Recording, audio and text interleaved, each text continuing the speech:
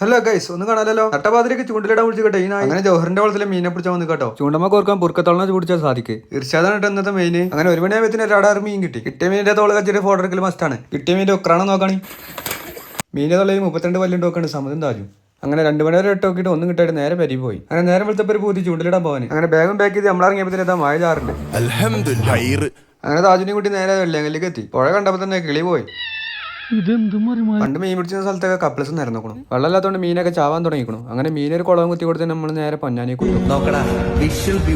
മീൻ പിടിക്കുന്ന കണ്ട അവിടെ നിർത്തി മീൻ കിട്ടുണ്ടോ ചോദിക്കണം എല്ലാവരും മനസ്സമാധാനം ഉണ്ടാവില്ല ഞങ്ങൾ വരുന്നുണ്ട് പൊന്നാനിക്കാർ പായസം ഉണ്ടായിക്കണോ താജൊക്കെ മോന്തിന് ഒരു കണക്കില്ല ഇനിയാണ് ചൂണ്ടലുമുള്ള പരിപാടി